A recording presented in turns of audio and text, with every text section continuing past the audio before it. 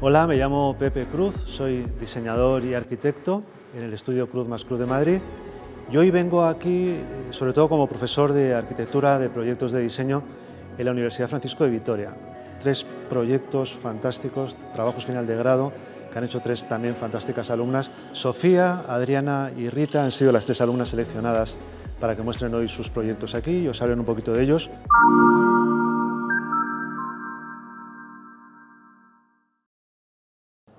Estamos con Sofía Rodríguez.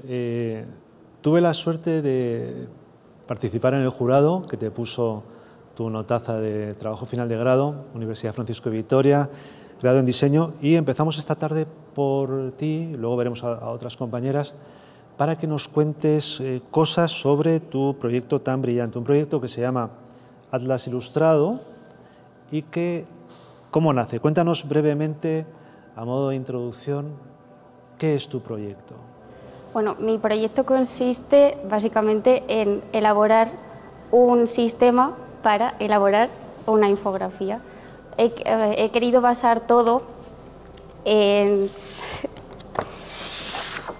un ejemplo que se ejemplifica solo a través de la infografía, que básicamente consiste en representar los conceptos, sintetizarlos para que todo el mundo pueda llegar a comprenderlos, y surge básicamente porque empiezo a trabajar en el Instituto de Innovación en la universidad y mi jefa casualmente es doctora en biotecnología, no tiene nada que ver, pero ella tiene un problema y yo tengo una posible solución, así que me propone trabajar para sintetizar todos aquellos procesos que solo comprende ella, pero que con mi ayuda puede llegar a entenderse más todo el mundo. O sea, soy su modo de representación en imágenes, y así es como más o menos comenzamos a trabajar juntas.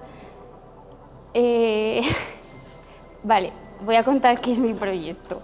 ¿Tuviste claro además desde el principio que la ilustración era la mejor herramienta porque podía ser tirado por otras líneas de diseño?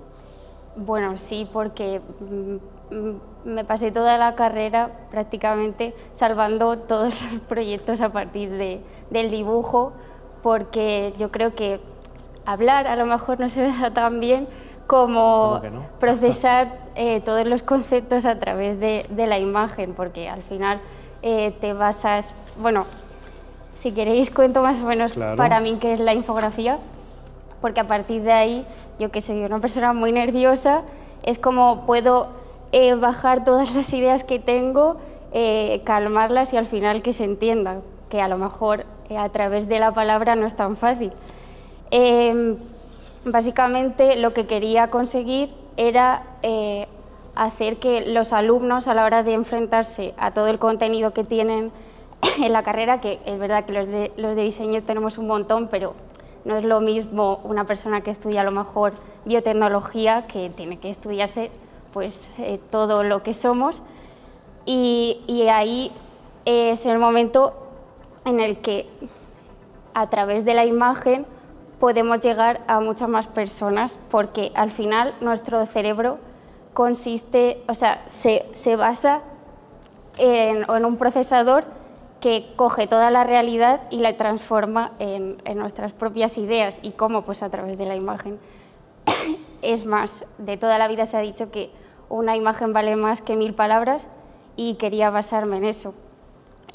Comienzo, pues como en todo, basándome en lo que ha hecho ya muchísima gente importante a lo largo de la historia, desde las cavernas que sintetizaban toda esa realidad a través de dibujos, ya que querían conseguir cazar o yo qué sé, que Dios les diese agua o comida. Y un ejemplo que me gusta mucho es cómo llegar a crear algo. Por ejemplo, el ser humano coge una flor y tiene un pincho. Primero la ve y ve que eso pincha, luego la toca y se da cuenta que a través del tacto pincha. Entonces ya lo interioriza, dice, todas las cosas que tienen punta pinchan. Y a partir de ello crea diciendo, vale, si todo lo que pincha hiere a la gente, pues creo una lanza o una flecha para cazar mis animales, un poco para que se entienda a nivel básico.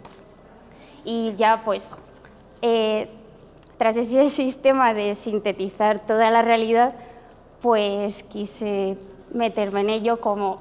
Y en este caso, por ejemplo, el hecho de que el cliente fuera real, ¿crees que te benefició el hecho de que las órdenes o las instrucciones o los comentarios estuvieran basados en alguien que sabía mucho de ese campo? ¿Te orientó o más bien te sentiste un poco abrumada a lo mejor?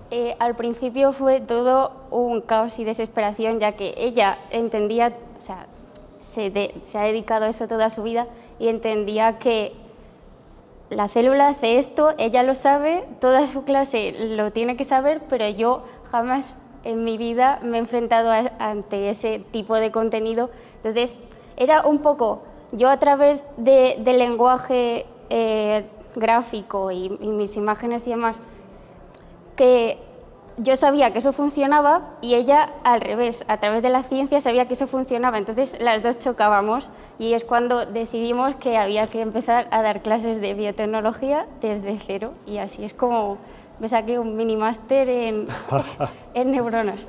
También ella podía haber dado clases de dibujo, ¿o no? Hubiera sido más justo seguramente que cada uno aprendiera del otro, ¿o no? No, hombre, es más fácil. Entonces, así. digamos que consideraste que era fundamental tener algunos conocimientos del campo sobre el que ibas a tratar para traducirlo a imágenes. Si te encargan una infografía de un astronauta, Pedro Duque, ¿tendrías que aprender algo de astronomía, consideras? Sí, porque al final si no te remontas a los hechos, a la verdad, puedes contar cualquier barbaridad y tú no te das cuenta porque al final no sabes de lo que estás hablando. Para hablar de algo con buen fundamento tienes que conocer el tema y, a ver, no tienes que ser un experto, pero sí que tienes que tener a alguien que te corrija, que te vaya diciendo si esto tiene sentido y si, aunque tenga sentido, no basarte solo en la estética, tiene que ser funcional, porque al final eso es el diseño, o sea, al final tiene que cumplir la función que tiene que cumplir y si no es así, pues no vale.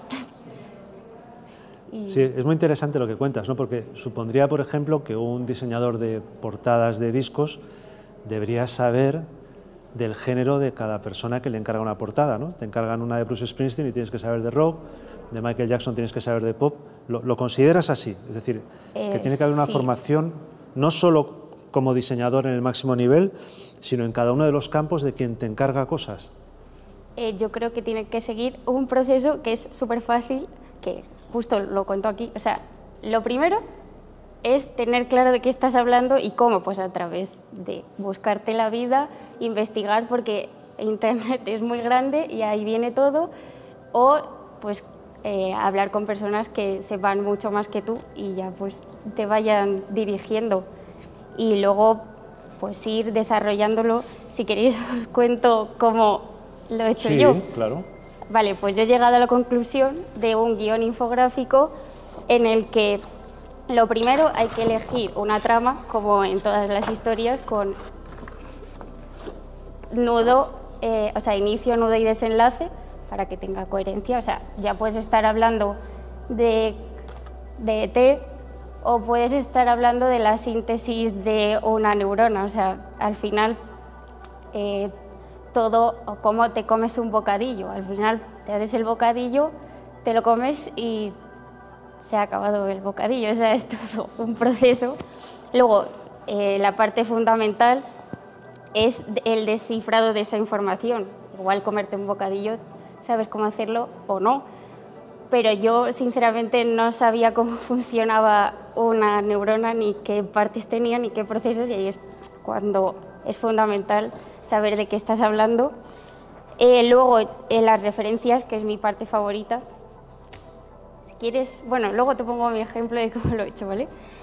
A través de un mood board, de buscar en todos los sentidos, ya sea a través de la vista, ya sea tocando cosas que tengan que ver con la neurona, ya sea irte al laboratorio de la universidad a ver cerebros, o sea, todo al final te vale. Luego, el bocetado, pues al final llevarlo a la línea más simple para que no solo lo entiendas tú, sino que los demás sepan de qué estás hablando. La parte más guay, que es el prototipo, yo por ejemplo para este lo que hice fue ir al colegio de mi primo, que tiene 8 años, a ver todas las maquetas que hacían sobre el corazón y demás, y luego pues a jugar con plastilinas y arcillas y demás, y al final pues me hice toda mi habitación llena de minifiguritas de neuronas, corazones, para ya darle una dimensión. Y bueno, pues el prototipo, que es ya meterle toda la información, una vez que tengas todo el estilo que le quieres dar, y ya pues maquetarlo, editarlo y sobre todo pues testarlo con tu público objetivo y que tenga sentido, o sea que al final todo el proceso no se quede en un trabajito más, o sea, si no funciona pues lo tienes que repetir.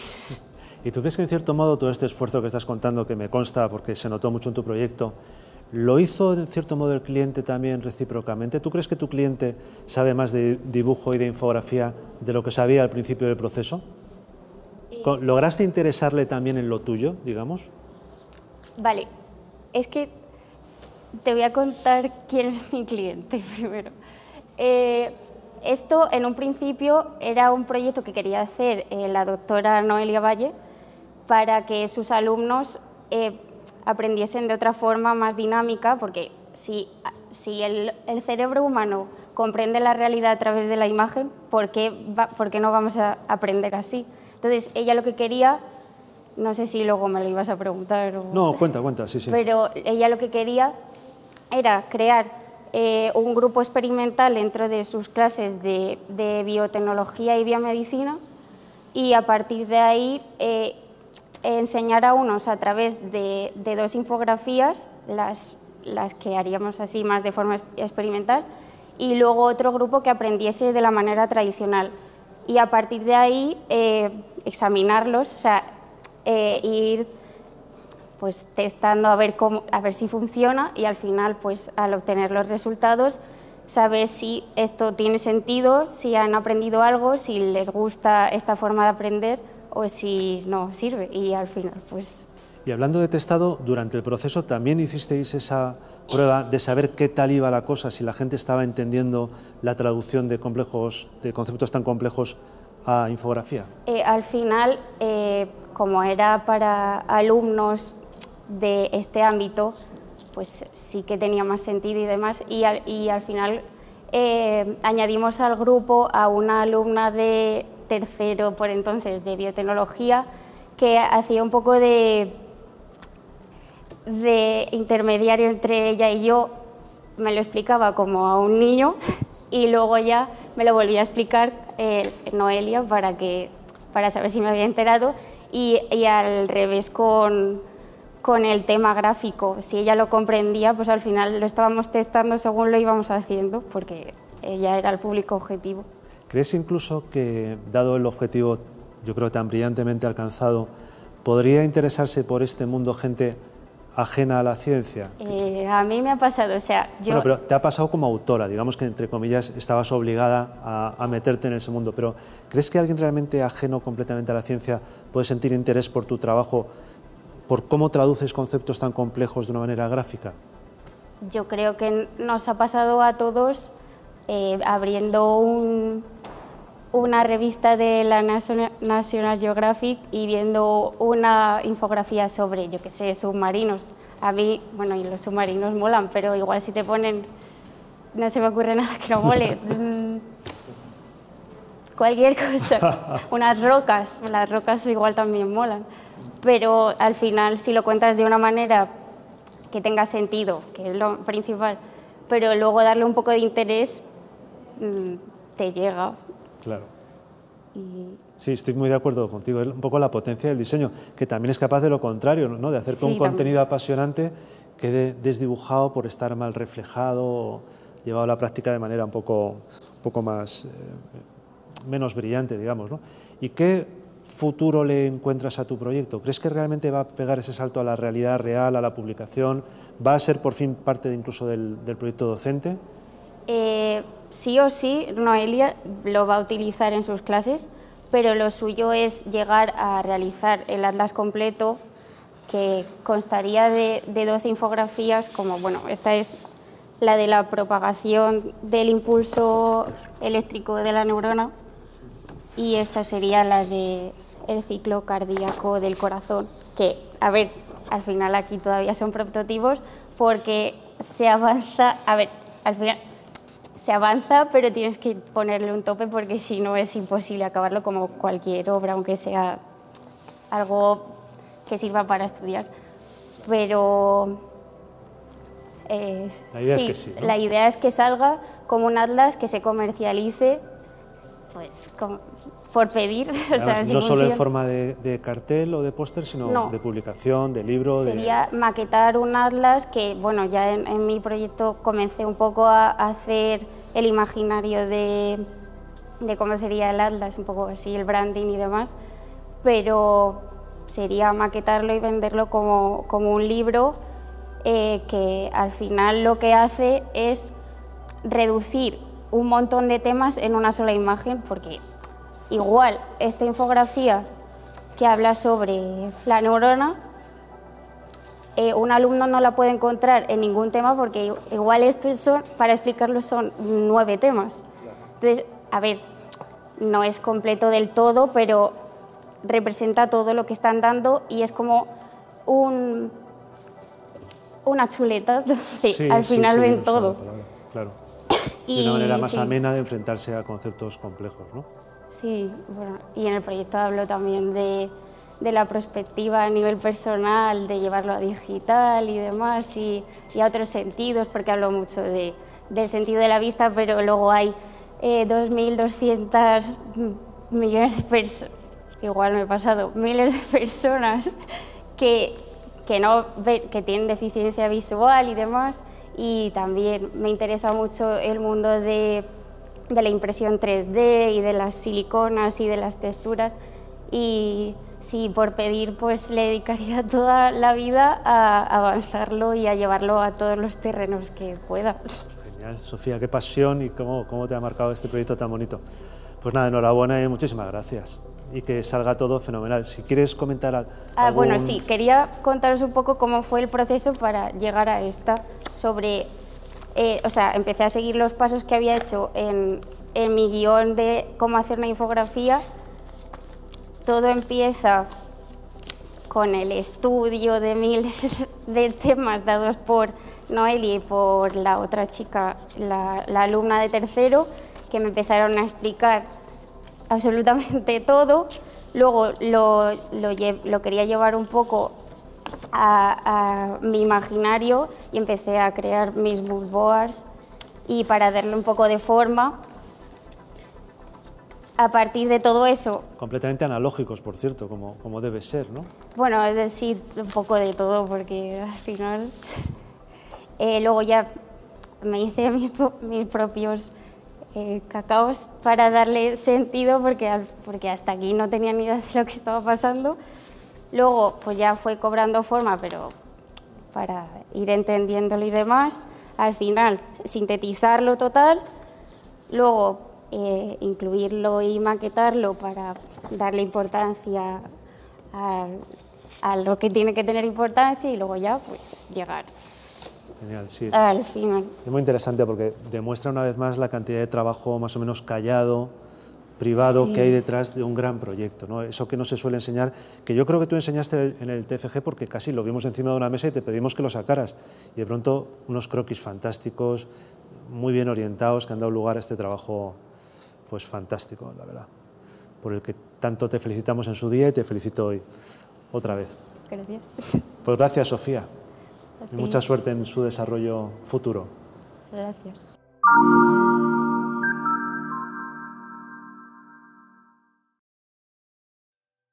¿Qué tal, Adriana? ¿Cómo estás? Pues muy bien, encantada de estar aquí. Yo también de preguntarte cosas sobre tu proyecto tan interesante, tu proyecto que se llama Greta, el que has presentado como TFG en la Universidad Francisco de Vitoria y que está también, que ha hecho que sea seleccionada para contárnoslo un poco a todos en esta breve conversación, ¿no? Explícanos como resumen, digamos, de qué trata. Bueno, en primer lugar, dar las gracias tanto al Madrid Design Festival como a ti por la oportunidad de poder explicar un poco este proyecto que tantos meses de trabajo me ha costado, pero que sin duda estoy muy contenta con el resultado. Al final, yo desde la asignatura de moda quería hacer un proyecto en el que tuviese un compromiso tanto profesional como personal. Greta es un proyecto, es una propuesta estética, mejor dicho, que pretende reflejar los valores que los jóvenes sienten como importantes. Al final, la generación Z, sobre todo, es un grupo de la sociedad que no se siente muy representada con las figuras políticas actuales. Entonces, se escoge el traje de chaqueta como objeto a rediseñar y al final, valores como la sostenibilidad o el compromiso con el medio ambiente se reflejan tanto en las prendas como en el proceso de creación. Quería hacer una colección que fuese diferente y 100% sostenible, entonces opté por los pigmentos naturales, tanto para teñir las muestras de tejido como para teñir las prendas finales. Fue un proceso muy largo por toda la situación que estamos viviendo de confinamiento y demás, pero al final con este proyecto pues, reafirmo que existen soluciones o posibles alternativas que no dañen tanto al medio ambiente ni a la salud, porque al final nos afecta directamente a nosotros. Por lo tanto, entiendo que el compromiso medioambiental, reducir la huella de carbono, en fin, el reciclaje, la reutilización, han sido claves en el desarrollo, ¿verdad? Sí, han sido claves porque, bueno, yo como diseñadora siento que todos los diseñadores tenemos un compromiso con el mundo, con la situación que vivimos en el día a día. Y considero que es una profesión de la que se puede, a lo mejor no cambiar, pero sí mejorar muchos aspectos. Al final yo quería que el proyecto mostrase a lo mejor una posible solución, pero sí una posible alternativa para un problema que es actual, que es la toxicidad de los pigmentos químicos que se utilizan en la industria textil. Son unos pigmentos, como he dicho, muy tóxicos que no solamente afectan a la biodiversidad, sino también nos afecta directamente a nosotros, puesto que somos nosotros quien vestimos la ropa. Además, este tipo de pigmentos suelen afectar sobre todo a personas que tienen problemas en la piel y yo, bueno, desgraciadamente soy una de esas personas que sufre ese tipo de afecciones cutáneas. Entonces, los pigmentos químicos afectan directamente a las personas y por tanto me afectan directamente a mí. El compromiso personal y profesional como que se materializó en ese hecho y bueno, y así nació Greta. Cuando has hablado ahora hace un momentito de una cosa que yo creo que es cierta, ¿no?, que es la falta de identificación de la juventud con la clase política, ¿crees sinceramente que la manera de vestir del político es tan relevante para esa falta de identificación? ¿No habrá algo más profundo que no el hecho de que todos vistan uniformados de traje de chaqueta? El hecho de que yo haya escogido el traje de chaqueta al final no es casualidad. Yo me topé, investigando estos meses, me topé con una noticia en La Vanguardia que decía que el 65% de los jóvenes no se sentían representados con las figuras políticas. Me pareció una noticia muy interesante y también me llamó mucho la atención.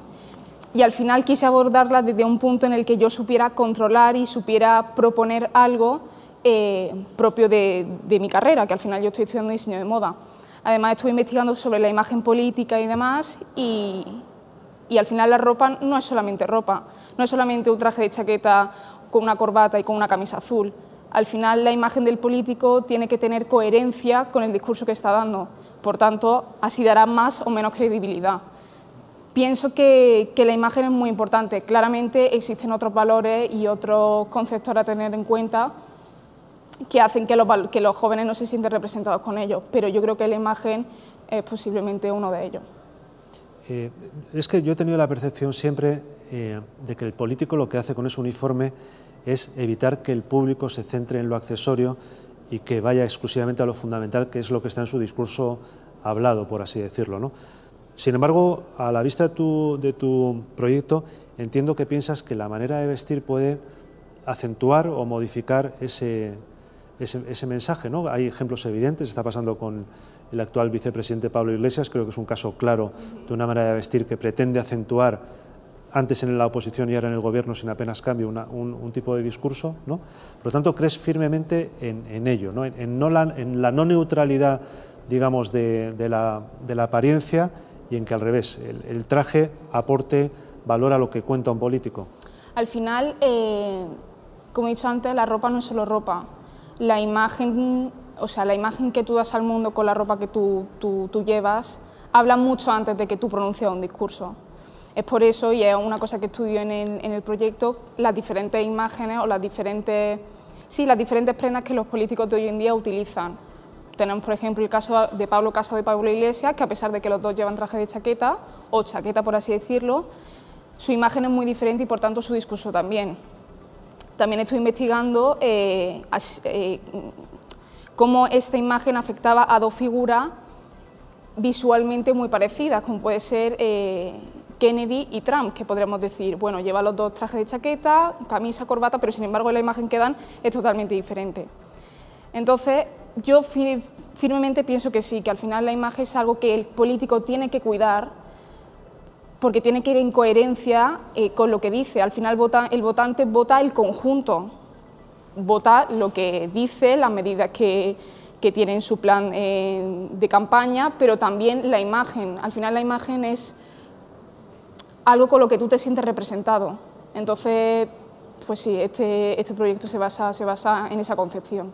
¿Y por qué se llama Greta?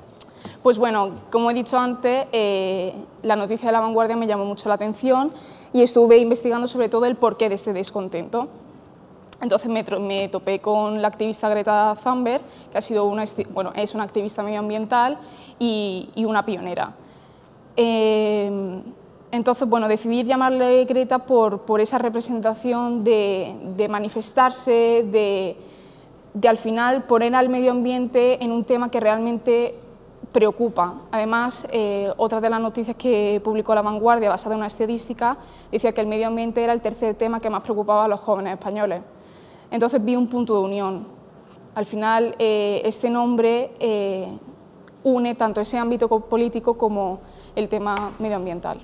¿Y crees que si tu propuesta o propuestas análogas, digamos que evidentemente tienen un campo abierto muy interesante, tienen como contrapartida un aumento en el precio al final del producto a la venta, ¿crees que puede al final el público dejar un tanto de lado la parte medioambiental y seguir con un consumo de, digamos, low cost? El fast fashion, sí, lo que conocemos como el fast fashion.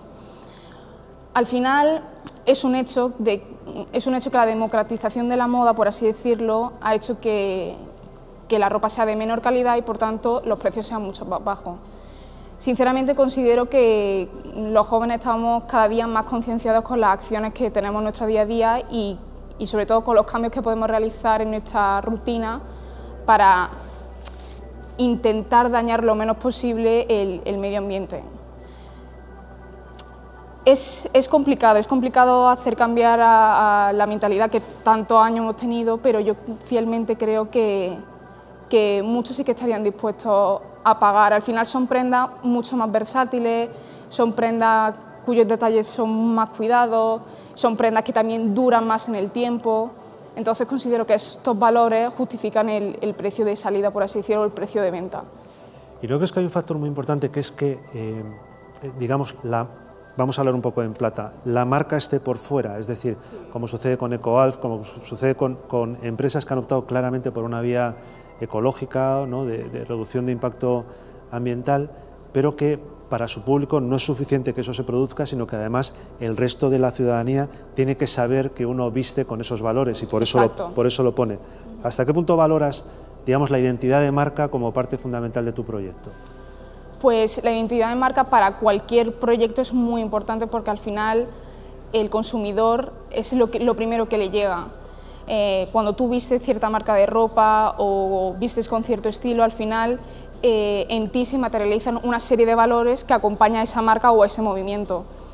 La imagen de marca es, como he dicho, es muy importante para mi proyecto, pero para cualquier otro, cualquier joven que quiera emprender o cualquier persona que quiera crear su propia marca de moda tiene que tener en cuenta la imagen que quiere reflejar al mundo, porque al final es eso lo que va a comprar el consumidor. Entonces sí, es un punto muy importante en este proyecto también. Y el proceso técnico, digamos, científico, si quieres, de aprendizaje sobre tintes naturales, ¿cómo transcurrió? ¿Fue paralelo al diseño puro y duro de la prenda? ¿Fue previo? Pues empezó siendo algo previo. Yo me estuve informando sobre los diferentes impactos negativos que tiene la industria textil en la actualidad y me topé con eso, con la toxicidad de los pigmentos químicos. Entonces, bueno, hice una investigación bastante amplia, estuve entrevistando a diseñadores textiles como Anabel Torres, que están especializados en este tipo de tintes, y empecé a investigar por mi cuenta. No pude realizar ningún tipo de curso ni nada presencial porque estábamos en pleno confinamiento, entonces todo fue como muy autodidacta. Como yo era consciente de que debido a los recursos que tenía no podía experimentar con todos los colores que a mí me hubiera gustado, entonces bueno, decidí establecer como una paleta de colores basada en una fuente de inspiración del proyecto que es la cultura asiática, puesto que China es una zona donde la contaminación por la industria textil es horrible. Entonces, bueno, basándome en esta paleta de colores, me puse en contacto con un comercio y me facilitaron una serie de pigmentos. Entonces, pues eso, al final todo fue ensayo y error. Yo estuve en mi casa 2 meses con la olla de mi madre, tiñendo las muestras de tela y lo que te digo, al final fue un proceso en el que puse mucho cariño y sobre todo eso, mucho trabajo, y fue ensayo-error. Ensayo de error, de cantidades, de tal pigmento, si lo mezclo con tal me sale este color y tal. Entonces también me pareció buena idea hacer como una especie de muestrario de los colores que estuve obteniendo, y aquí, por ejemplo, pues puedes ver que esto es de 50 gramos de sándalo con 50 de cúrcuma. Entonces al final estuve registrando todo para que los colores no se vieran afectados en el prototipo final. Y como te digo, fue todo ensayo y error. ¿Y va a tener alguna dificultad para el consumidor de tu producto a efectos de mantenimiento de la prenda? ¿Le va a costar más plancharla, lavarla, va a desteñir? Es decir, ¿todo esto está tenido en cuenta en el proyecto también? Pues sí. Bueno, en cuanto a planchado y demás, eso depende mucho del tejido de base. Existen tejidos tanto de fibra animal como de fibra vegetal. En este caso yo he utilizado un algodón y por tanto una fibra vegetal que sí que se arruga mucho. Pero en cuanto al color, si el proceso se hace de la manera correcta, no hay ningún problema ni de lavado, ni de desteñido, ni nada. Es más, tanto las prendas como la muestra en sí están lavados 2 o 3 veces y el color no se pierde. Al final han sido unos meses de trabajo muy duros, pero los pigmentos, pienso que los pigmentos naturales tienen tanto potencial que requieren mucha más investigación de cómo se comportan en diferentes fibras, cómo se comportan en diferentes programas de lavado, cómo se comportan en diferentes programas de secado, porque también influye mucho si es plancha o si es al aire libre. Entonces al final es un proyecto en el que hay que seguir investigando. ¿Crees que es una propuesta que va a acabar siendo mayoritaria? Es decir, estoy pensando un poco en el coche eléctrico, ¿no? Hace 5 años no lo tenía nadie, hace 4 vaya, hace 3, oye, empiezan a verse y ahora ya empiezan a ser relevantes en la calle, ¿no? ¿Crees que tu proyecto y el de gente que está trabajando como tú en esta línea va a acabar realmente calando masivamente en la sociedad o va a ser en principio para un reducto de gente muy concienciada? Creo que la cosa va a ir poco a poco. Al final, como tú has dicho, esto requiere más coste y por tanto el producto final tendrá un precio mayor. Y irá poco a poco por eso y porque también es un campo en el que hay que seguir investigando. Pero sí, o sea, pienso que al final muchas de las prendas que consumamos en un futuro no muy lejano, también espero, estén teñidas con pigmentos naturales. También hay que decir que si se empieza a utilizar este tipo de tintes, habría que estudiar una legislación o algún tipo de norma para que no hubiera ni reforestación ni ningún tipo de problema, puesto que no tendría ningún sentido abordar un problema creando otro. Por ejemplo, el sándalo rojo, que es un pigmento de color rojizo, que tenemos por aquí la muestra, es un árbol que está en peligro de extinción porque su pigmento se utiliza mucho para la cosmética y también su madera es muy resistente. Entonces, es lo que digo, si queremos utilizar este pigmento, tenemos que establecer una norma y que toda la industria la cumpla, porque no tendría ningún sentido. Claro, claro. Y en cuanto al futuro del proyecto, tú eres residente en Londres, ¿lo ves más en España o fuera de España? ¿Crees que la manera de sacarlo adelante, iba a decir industrialmente, seguramente no es la palabra, ¿no? No, industrialmente. Profesionalmente, ¿no? Exacto, sí. ¿Va a ser más posible en España o fuera de España? ¿Crees que ya tenemos aquí una cultura de proyecto, cultura medioambiental, bien orientada para que tu proyecto sea viable sin salir de España? Sinceramente, antes de que este proyecto salga pues eso, y tenga clientes y demás, pienso que hay que hacer una tarea de concienciación a la sociedad en general. Al final, como he dicho antes, yo he estudiado 4 años diseño de moda y a mí me habían hablado sobre muchos problemas que rodeaban a la industria textil, pero los pigmentos químicos en concreto era algo que yo desconocía totalmente. Y si yo lo desconozco, que soy una estudiante de moda que está en pleno contacto con este tipo de industria, al final una persona que esté estudiando o esté trabajando en cualquier otro ambiente no va a conocer este problema. Entonces, primero creo que hay que hacer una tarea de concienciación y de información, que es una de las cosas que yo también propongo en ese trabajo, ya sea mediante redes sociales o mediante plataformas alternativas como puede ser YouTube o Twitch o cualquier tipo de plataforma audiovisual. Hay que informar sobre la situación y sobre las causas de estos problemas. Una vez que se haya hecho eso y que la gente esté concienciada, su mente dará un clic y empezará a elegir opciones más sostenibles y alternativas menos dañinas para el medio ambiente. Entonces yo creo que lo principal ahora es eso, informar y que la gente sea consciente de la situación que se está viviendo ahora, porque es algo que vemos como muy lejano, puesto que aquí en España todos los tintes químicos debido a su toxicidad están prohibidos, tanto en España como en Europa y en América. Solamente se utilizan pues, en la zona de Asia. Y como lo vemos tan a la distancia, parece que no nos afecta, pero es que está en nuestro día a día. Entonces, primero hay que informar y una vez que se haya informado, ya trabajamos en el producto final. Aparte de que en Asia se produce gran parte del fast fashion además, que consumimos aquí, ¿no? Por lo tanto, exactamente. Grandes plataformas textiles están allí trabajando, claro, y produciendo, que es algo que también habría que cambiar, pero... ¿Nos enseñas la prenda? Pues sí, o sea, como he dicho antes, lo que quise hacer es rediseñar el traje de chaqueta pues respetando también un poco las 3 prendas básicas que yo digo, que es la corbata, la camisa y la chaqueta. Como yo tuve como fuente de inspiración Asia, me apetecía que las prendas fuesen, además de versátiles, con volúmenes que se cambian y con, pues eso, con prendas que se desmontan. Por ejemplo, aquí quise deconstruir la camisa tradicional en una pechera con cuello y en una, pues eso, como una especie de blusa.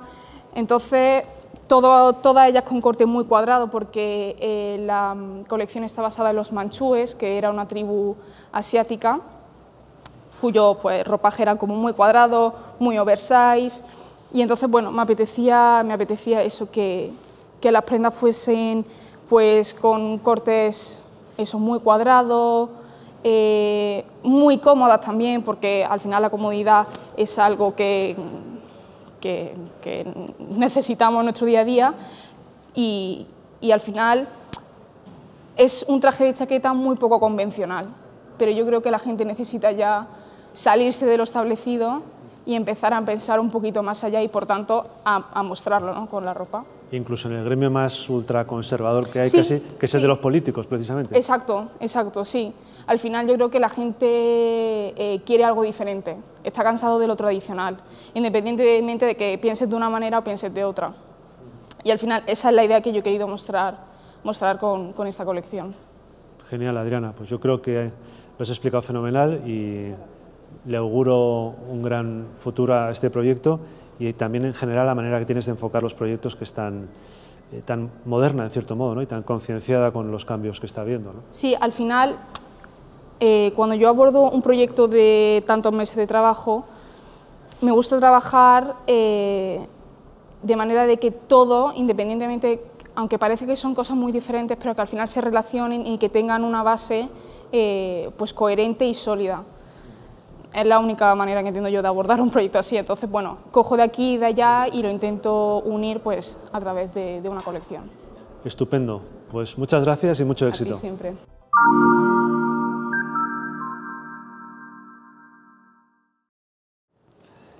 Estamos con Rita Aldea, que nos va a contar su precioso proyecto que se llama Pedro Páramo. Adaptación a formato videojuego. Que es realmente interesantísimo porque coges un clasicazo, ¿no? El libro sí.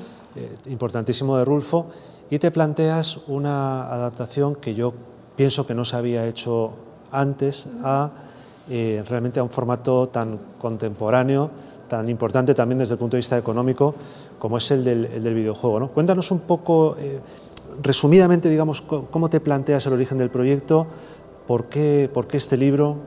Wow, vale. Pues todo parte desde, bueno, el año pasado tuvimos en una asignatura que era pues videojuegos, ¿vale? Entonces yo realmente nunca me había planteado hacer nada con los videojuegos, no estaba cerca de ese mundo. En mi casa sí que ha habido alguna vez pues obviamente videojuegos, mis hermanos han jugado, pero yo como que nunca realmente me ha parecido algo cercano a mí, y ese profesor pues como que nos hizo verlo desde otro punto de vista, y entonces como que empecé a entenderlo como una obra artística, pues pero en la que te podías sumergir y la que podías viajar, y realmente pues era algo que desconocía, un ámbito que no controlaba, y que bueno, pues juntado a otros 3 ámbitos que sí que controlaba y que a lo mejor con los que me podía sentir más cómoda, pues me apeteció mezclarlos y pues aprender. O sea, lo que hice fue elegir 4 ámbitos, que eran la literatura, la ilustración y los sueños lúcidos, y luego el cuarto, los videojuegos, y eso, con los 3 primeros que sí que conocía y que sí que me interesaban y que ya pues en algo de ellos me manejaba, mezclé el cuarto para pues tener como una especie de reto, ¿no? Es decir, bueno, esto no lo controlo y a ver hasta dónde puedo llegar y cómo puedo enfocarlo para lo que se pueda sacar.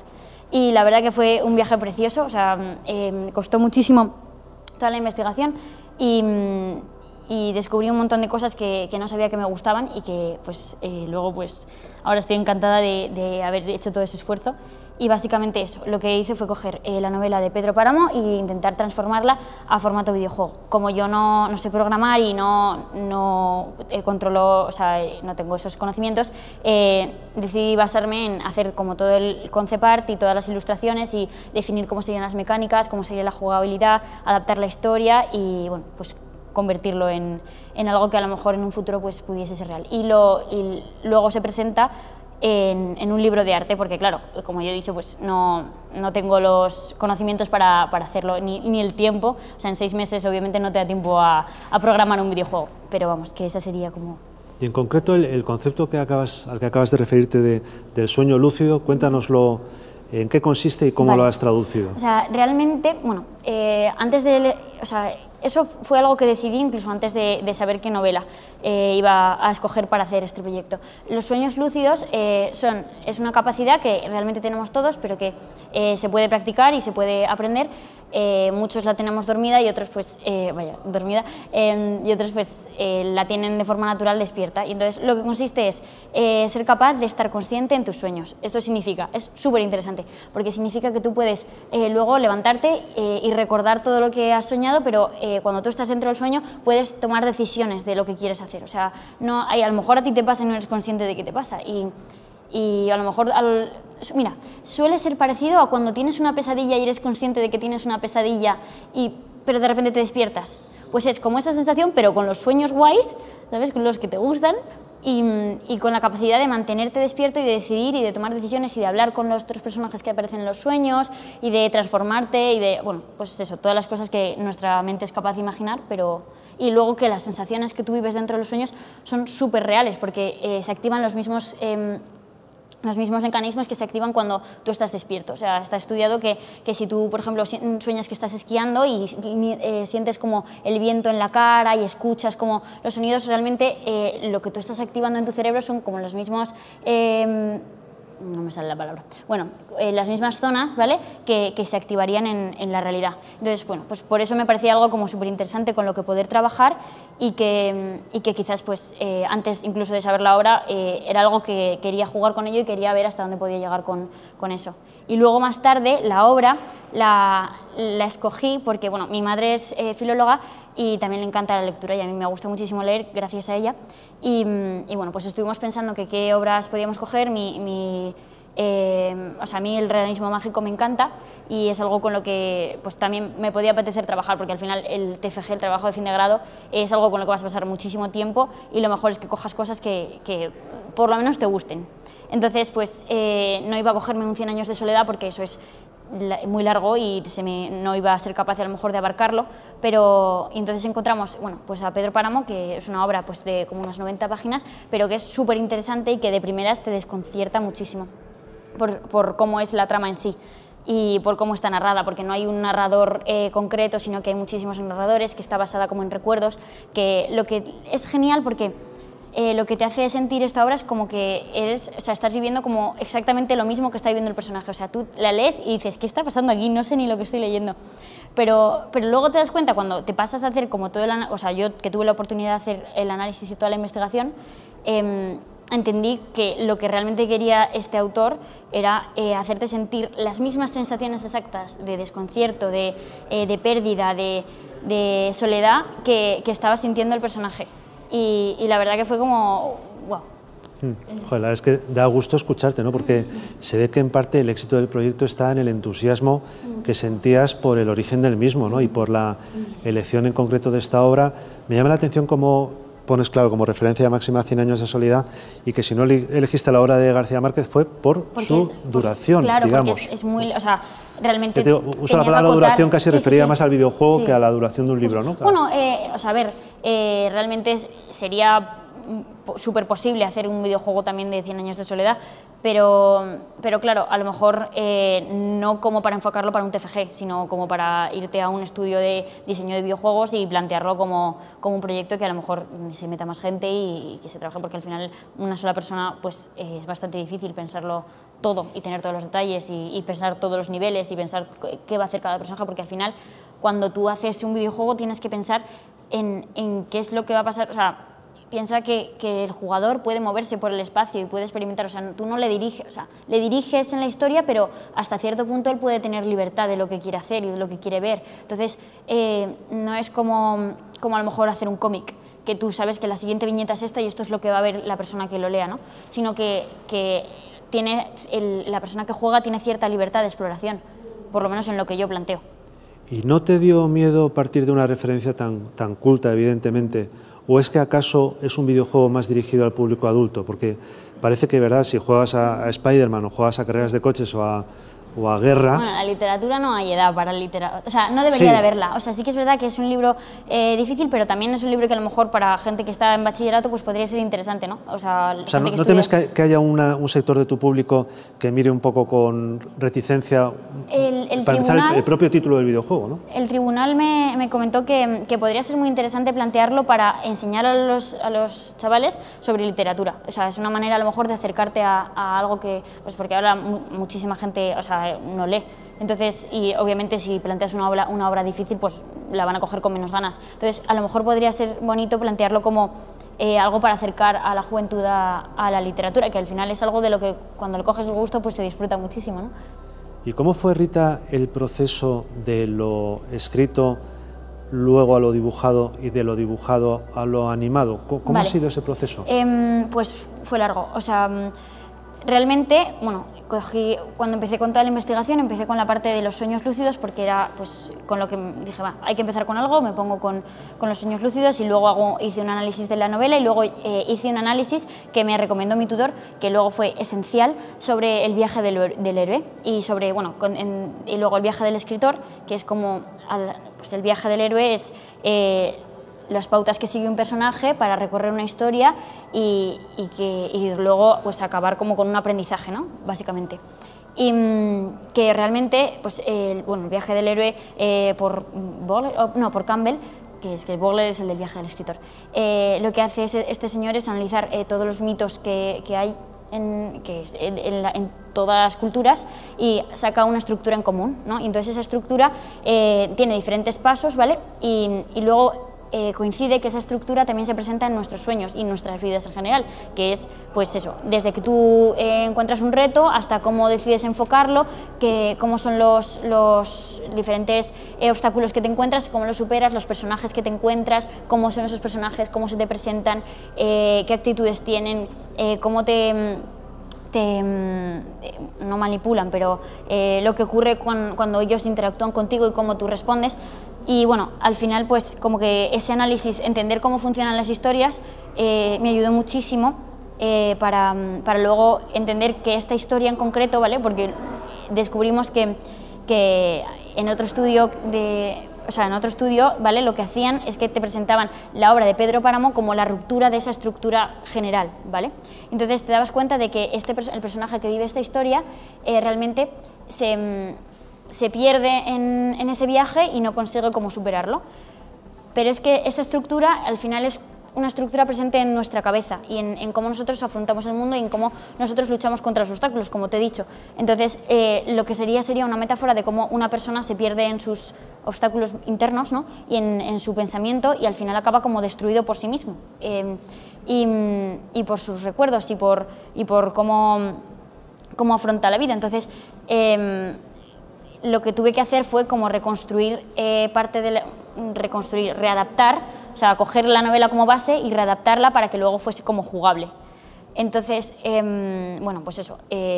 Ahora, ¿cómo lo hice para pasarlo a gráfico? Que era la pregunta. Una vez con todo eso en la cabeza, ya con todos los detalles que esto, después de haber sintetizado y absorbido como toda la información que había en la novela, empezaron como a aparecer imágenes que a lo mejor pues ya había muchos más detalles de los que tirar y en mi cabeza, y entonces como que empezaban a salir imágenes que ya se podían plasmar. Y luego también otra cosa esencial fue que Juan Rulfo también era fotógrafo, entonces tenía unas fotografías súper bonitas de México y de lo que él vivía. Entonces pues también quise como que a lo mejor esa esencia o sea, son fotos que son en blanco y negro, en formato cuadrado, no sé con qué cámara estarán hechas, pero son una preciosidad. Y como eso, que lo que se ve en esas fotos es como que tú ves unas texturas determinadas, ves unas sensaciones, o sea, te cuentan historias cada imagen, ¿sabes? Y realmente lo que está haciendo es retratar su entorno. Y lo que quise fue como que el videojuego de alguna forma tuviese un poco como esa textura, ¿no? Esa soledad, esos desiertos, ese calor y bueno, pues eso. Entonces, ¿tú crees que en ese sentido, que es muy interesante lo que comentas, ha primado más tu estilo como ilustradora en este proyecto o ese hipotético estilo se ha adaptado a la filosofía del libro? Vale, obviamente, como es una novela que los temas de los que trato son la soledad, el desamor, la muerte, pues también tenía que hacer algo que fuese divertido, o sea, me refiero, esto es divertido de leer, pero algo que a lo mejor, adaptado a formato de videojuego, pues tuviese como algo más de color, ¿no? De darle un poco de... No quería hacer algo que fuese triste, quería hacer algo que me divirtiese y con lo que disfrutar. Y entonces intenté también forzar un poco que a lo mejor las ilustraciones pues fuesen como más coloridas, que el universo fuese más onírico, porque... Enséñalo un poquito. Vale, sí. ¿Así? Vale. Que bueno, estos son algunos props. Y realmente el mapa de... Esas son algunas imágenes pues, que hice como de inspiración. Lo que ocurre en el videojuego es que existen dos mapas, ¿vale?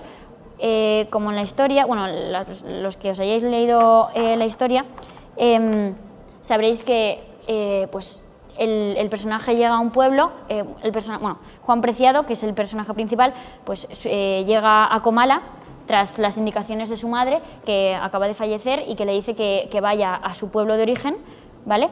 A recuperar lo que su padre les quitó. él no se apellida Páramo porque su madre luego se casó con otro hombre y, o sea, bueno, es lo que intuyes porque si no se apellidaría Páramo. Vaya, entonces cuando llega ahí se da cuenta de que es un pueblo desierto y de que todo el mundo está muerto. Y no estoy destripando la historia, o sea, y bueno, entonces como que quise representarlo como un laberinto porque de alguna forma quería como hacer hincapié en esa estructura de este personaje que se pierde en sus sentimientos, o sea, pensamientos y que acaba falleciendo. Y bueno, pues entonces el personaje no sabe que cuando llega que todo el mundo está muerto, lo va descubriendo, o sea, empieza a sentir cosas raras, empieza a escuchar a personas que no están, empieza a ver imágenes pues eso, que empieza a entender poco a poco hasta que de alguna forma cuando quiere entenderlo fallece.